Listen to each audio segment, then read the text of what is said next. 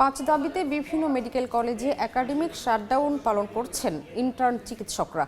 সবশেষ খবর জানাতে এই মুহূর্তে রাজধানীর মিটফোর্ড হাসপাতালে আছেন সহকর্মী তানফির হাসান মেঘ, রাজশাহীতে সাইফুর রহমান রকি, সিলেটে অপু বণিক এবং বগুড়ায় আছেন আব্দুল আওয়াল। প্রথমে যাচ্ছি মেঘের কাছে।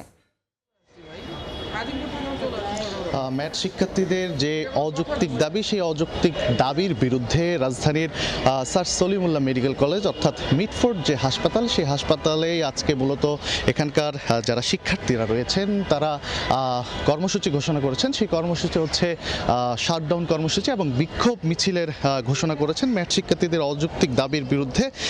তারা ইতিমধ্যে ক্লাস বর্জন করে শিক্ষার্থীরা বিক্ষোভ মিছিল করার কথা রয়েছে। তারা ইতিমধ্যে আমরা দেখছি যে তারা প্রস্তুতি নিয়েছে এবং ব্যানার নিয়ে কিন্তু দাঁড়িয়েছে, যেখানে আমরা দেখতে পাচ্ছি যে সম্প্রতি ম্যাটস ডিএমএফ ইস্যুতেই স্বাস্থ্য মন্ত্রণালয় কর্তৃক গৃহীত হঠকারী সিদ্ধান্তের বিরুদ্ধে এবং 5 দফা দাবি আদায়ের লক্ষ্যে বিক্ষোভ মিছিল ও শাটডাউন কর্মসূচি ঘোষণা করেছেন। এখানে আসার পর আমরা বেশ কয়েকজন শিক্ষার্থীর সাথে কথা বলেছি। তারা বলছেন যে দীর্ঘদিন ধরেই বিভিন্ন মেডিকেল ম্যাটসদের চিকিৎসক পদবি ব্যবহার নিয়ে আন্দোলন সংগ্রাম করে এলেও কোনো দৃশ্যমান পদক্ষেপ দেখা যাচ্ছে না, যার ফলে কিন্তু মেডিকেল শিক্ষার্থীরা অনেক কষ্ট করে তারা বলছে যে পড়াশোনা করে, কিন্তু এসএসসি পাস করেই ম্যাথসের শিক্ষার্থীরা চিকিৎসক সেজে বসে। এইসব নৈরাজ্য তারা বন্ধ করার দাবি জানাচ্ছে এবং সেই সঙ্গে আপনারা নিশ্চয়ই দেখতে পাচ্ছেন যে ব্যানারে যে 5 দফা দাবির কথা বলছে তারা, এবং সেই 5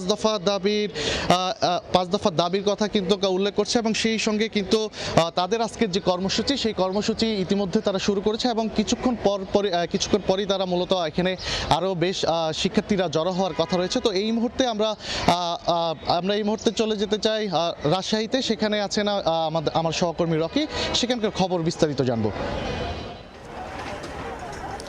5 দফা দাবিতে রাজশাহী মেডিকেল কলেজ হাসপাতালের যে ইন্টার্ন চিকিৎসক আছেন তারা এখানে কমপ্লিট শাটডাউন কর্মসূচি পালন করছেন। এই কারণে রাজশাহী মেডিকেলে আসা শত শত রোগী কিন্তু এখানে চরম দুর্ভোগের মধ্যে পড়েছেন।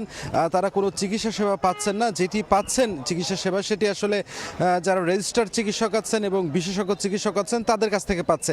তবে তারা সার্বক্ষণিক আসলে যেহেতু থাকেন না, সেক্ষেত্রে কিন্তু এখানে একটা চিকিৎসা সেবা চরমভাবে ব্যাহত হচ্ছে এবং এখানে আসা শত শত রোগী কিন্তু চরম দুর্ভোগের শিকার হচ্ছেন। আপনারা জানেন যে এই রাজশাহী মেডিকেল কলেজের যেসব শিক্ষার্থী আছেন এবং ইন্টার্ন চিকিৎসক আছেন তারা যে 5টি দাবি জানিয়েছে, মূলত সেই 5টি দাবির মধ্যে প্রধান যে দাবিগুলো রয়েছে যে এমবিবিএস ছাড়া অন্য কেউ এই চিকিৎসক এই ডিগ্রি ব্যবহার করতে পারবেন না। পাশাপাশি 10,000 যে শূন্য পদ রয়েছে চিকিৎসকদের, সেটিকে দ্রুত কিন্তু নিয়োগ দিয়ে সেটি ফুলফিল করতে হবে। পাশাপাশি এখানে নাম সর্বস্ব যে ম্যাটস আছে সেগুলোর কার্যক্রম বন্ধ করার কিন্তু দাবি তারা তুলে ধরেছেন। এই দাবি সহ মোট 5টি দাবিতে তারা আসলে অনড় রয়েছেন এবং এটি দ্বিতীয় দিনের মতো তাদের যে কমপ্লিট শাটডাউন কর্মসূচি তারা সেটি পালন করছেন।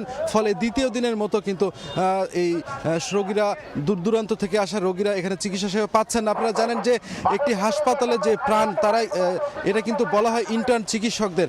এই ইন্টার্ন চিকিৎসক যদি না থাকে সেক্ষেত্রে কিন্তু এই হাসপাতালের যে প্রাণ সেটি কিন্তু থাকে না। আর আপনারা জানেন যে রাজশাহী মেডিকেল কলেজ হাসপাতাল যেহেতু বিভাগীয় একটি হাসপাতাল, আশেপাশের বিভিন্ন জেলা থেকে এখানে প্রচুর পরিমাণ রোগী এখানে আসেন এবং এখানে কিন্তু মারাত্মক গুরুতর অবস্থায় রোগীরা সেখানে চিকিৎসা সেবা নিয়ে সুস্থ হন প্রতিদিন, এবং প্রতিদিনই কিন্তু শত শত রোগী কিন্তু সুস্থ হয়ে বাড়ি ফিরে যান। যে কারণে এখন এই চিকিৎসা সেবা ব্যাহত হওয়ার কারণে সেটি কিন্তু এক ধরনের বেকায়দার মধ্যে পড়েছেন এবং এই রোগীরা চাচ্ছেন যে দ্রুত এই সমস্যা যেন সমাধান হয় এবং এই সমাধানের পথে যাওয়ার ফলে তারা আবার চিকিৎসা সেবা যেন নতুন করে পান।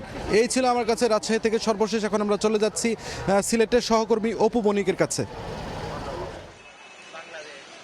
দেখুন, আমরা এই মুহূর্তে রয়েছে সিলেট এমএজি উসমানী মেডিকেল কলেজের একদম মূল ফটকে। আপনারা জানেন যে ইন্টার্ন চিকিৎসকদের কর্মবিরতির জের ধরেই কিন্তু রোগীরা বিভিন্ন সময় গতকাল থেকেই কিন্তু আসলে ভোগান্তিতে পড়েছেন, যেহেতু তাদের 5 দফার যে দাবিটি আছে সেই দাবিটি রয়েছে এবং এই 5 দফার দাবিটির কারণেই মূলত আসলে তারা এই কর্মবিরতি রয়েছেন, যেহেতু কোনো ধরনের সিদ্ধান্ত এখন অবধি পর্যন্ত আসেনি। এবং আরেকটি বিষয় আপনাদেরকে জানিয়ে রাখতে চাই, যেহেতু ডাক্তারদের আসলে পদবি সংক্রান্ত যে বিএমডিসি অ্যাক্ট ছিল 2010-এর ধারা 29কে চ্যালেঞ্জ করে কিন্তু তারা এই ধরনের কর্মবিরতিতে ঘোষণা দেয়। এবং আরেকটি বিষয় যেটি হচ্ছে যে আপডেটেড ওষুধ এবং অ্যান্টিবায়োটিক যেটি প্রেসক্রাইব করার বৈধতা চেয়েও কিন্তু আদালতে কিন্তু রিট করে মেডিকেল অ্যাসিস্ট্যান্টের পক্ষ থেকে, এবং তারা অভিযোগ তোলেন বলেন যে গত 19 তারিখে 90তম বারের মতো হাইকোর্টের রায় পেছানোর মাধ্যমে স্বাস্থ্য খাতকে নাট্যমঞ্চের যে রঙ্গশালায় পরিণত করায় তাদের জানায় যে আসলে তারা তীব্র নিন্দা এবং প্রতিবাদ তারা জানায় এবং সারা এই কারণেই মূলত আসলে সিলেট সহ সারা বাংলাদেশের মেডিকেল কলেজের সাথে একাত্মতা পোষণ করে ইন্টার্ন চিকিৎসকরা এবং তারই পরিপ্রেক্ষিতে আসলে 5 দফা দাবি আদায়ের লক্ষ্যে কিন্তু তারা কর্মবিরতিতে চান। যেহেতু কর্মবিরতি চলছে, আজকে আমরা যেমনটি দেখতে পাচ্ছি সিলেট এমএজি উসমানী মেডিকেল কলেজের রোগীদের চাপ অন্যান্য দিনের মতোই কিন্তু রয়েছে। তবুও এখন অবধি পর্যন্ত আসলে আমরা ইন্টার্ন চিকিৎসকদের আমরা তেমনটি দেখতে পাচ্ছি না এবং যেহেতু দেখতে পাচ্ছেন যেহেতু সিলেট এমএজি মেডিকেল কলেজের প্রচুর পরিমাণ ব্যস্ততা থাকে সকাল থেকে একদম মধ্যরাত অবধি পর্যন্ত, তো যেহেতু ইন্টার্ন চিকিৎসকদের এখন অবধি পর্যন্ত আমাদের চোখে পড়েনি। এই ছিল আমার কাছে সিলেট এমএজি উসমানী কলেজ থেকে একদম কর্মবিরতির সর্বশেষ। এই মুহূর্তে চলে যাচ্ছে আমাদের আরেক সহকর্মী বগুড়া রয়েছেন, সেখানে আছেন আওয়াল, সেখানকার সর্বশেষ পরিস্থিতি জানছি তার কাছ থেকে। বগুড়া শহীদ জিয়াউর রহমান মেডিকেল কলেজ হাসপাতালে সকাল থেকেই তাদের সেই কর্মবিরতি শুরু হয়েছে। এই জন্য মূলত এখানে যারা সেবা নিতে আসেন কয়েক হাজার মানুষ প্রতিদিন বহির্বিভাগে এবং যে অন্তত 2 থেকে 3 হাজার মানুষ যারা আসলে শহীদ জিয়াউর রহমান মেডিকেল কলেজ হাসপাতালে চিকিৎসা নেওয়ার জন্য ভর্তি থাকেন, তারা মূলত নানা রকমের ভোগান্তিতে পড়ছেন। মূলত যে ইন্টার্ন চিকিৎসকরা দাবি করছেন তাদের যে 5 দফা দাবি, বিডিএস এবং এমবিবিএস ছাড়া অন্য কোনো যারা ম্যাথসের শিক্ষার্থী রয়েছেন তারা তাদের চিকিৎসক পদবি ব্যবহার করতে পারবেন না, এটি নিয়ে তারা প্রতিবাদ জানাচ্ছেন। এছাড়া অন্যান্য যে দাবি রয়েছে, আগামীকাল হাইকোর্টে একটি আদেশ হওয়ার কথা রয়েছে, তার জন্য তারা কিন্তু আজকের এই কর্মবিরতি পালন করছেন। পাশাপাশি মেডিকেল কলেজের যারা শিক্ষার্থী রয়েছেন তাদের কিন্তু তাদের যে পাঠ্য কার্যক্রম সেখান থেকে তারা বিরত আছেন, সেখানেও কিন্তু তারা কমপ্লিট শাটডাউনের ঘোষণা দিয়েছেন। গতকালকে কিন্তু মেডিকেল কলেজের শিক্ষার্থী এবং ইন্টার্ন চিকিৎসকরা যৌথভাবে সিলিমপুর যেই মেডিকেল এলাকা রয়েছে সেখানে কিন্তু তারা ঢাকা রংপুর মহাসড়ক অবরোধ করেছিল এবং সেখান থেকে কিন্তু আজকের তাদের যে কমপ্লিট শাটডাউন কর্মসূচি সেটির ঘোষণা কিন্তু তারা দিয়েছিল।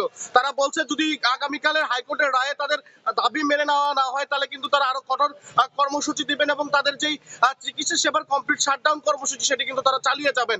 এই কমপ্লিট শাটডাউন কর্মসূচির ফলে আমরা সকাল থেকেই দেখেছি মেডিকেলে যেই সেবা প্রার্থীরা আছেন তারা কিন্তু নানা রকম সমস্যায় পড়ছেন। তো বগুড়া থেকে এই ছিল আমার কাছে এখন পর্যন্ত সর্বশেষ। ইন্টার্ন চিকিৎসকদের শাটডাউন কর্মসূচির বিস্তারিত জানাচ্ছিলেন সহকর্মীরা।